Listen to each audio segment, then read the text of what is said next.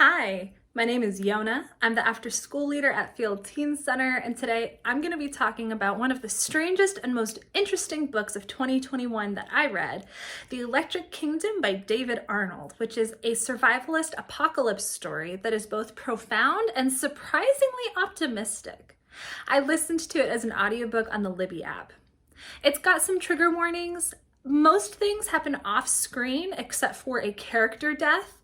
But there is some gross medical stuff that gets mentioned in passing. There are allusions to torture and general violence and maybe some hinting at sexual assault or like a non-consensual situation. Like I said, most of those things do happen off screen, but also it's an apocalypse story, so some ick factor comes with the territory. Be prepared for that. That said, I really enjoyed this book and I can't wait to tell you about it. When a deadly fly flu sweeps the globe, it leaves a shell of the world it once was. Among the survivors are 18-year-old Nico and her dog on a voyage devised by Nico's father to find a mythical portal. A young artist named Kit, raised in an old abandoned cinema, and the enigmatic Deliverer who lives life after life in an attempt to put the world back together. As swarms of infected flies roam the earth, these few survivors navigate the woods of post-apocalyptic New England, meeting others along the way, each on their own quest to find life and love in a world gone dark. The Electric Kingdom is a sweeping exploration of art, storytelling, eternal life, and above all, a testament to the notion that even in an exterminated world, one person might find beauty in another. So the setup of this world is that in the not so distant future, a company decided to genetically modify the bee to stop it from going extinct. And instead they accidentally created what becomes known as the flu fly. They swarm, there are tons of them, they're incredibly hard to kill, and they carry this flu that just destroys nearly everybody. So as a result, civilization has nearly shut down. And most of who are left are these teenagers who are clinging to scraps and scavenging and hiding out from the flies. They have to use things like cinnamon to keep these flies away. For some reason, they don't like it.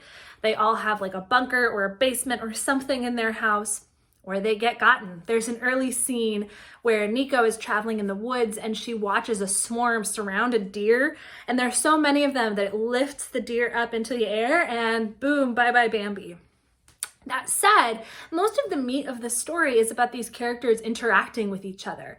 They're meeting each other on the road and talking about the meaning of life, basically. Some of them are making art and talking about what that means to them, and they're all reading and talking about stories.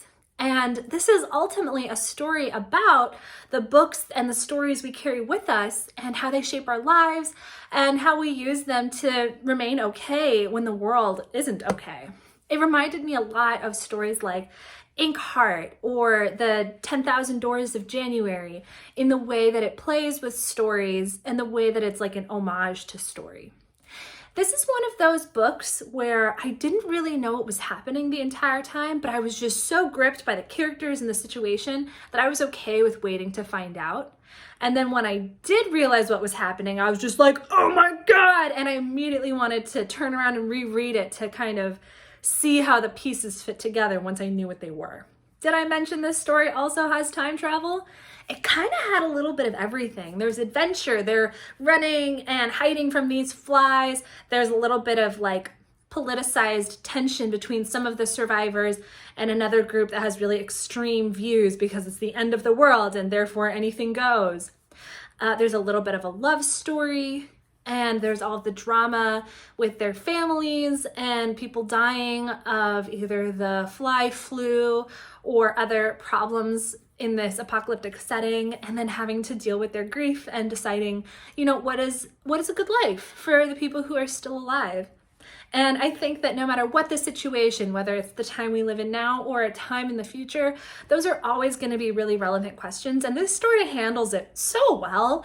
They're big themes and it's easy to get wrong, but this story was just like, chef's kiss, so good. Please go check it out. I highly recommend.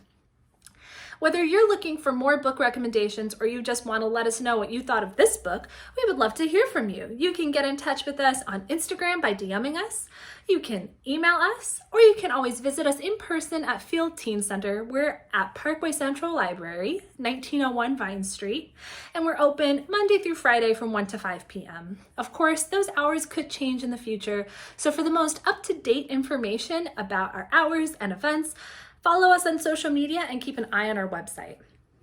Thank you so much for watching, and I hope you find a great book to read.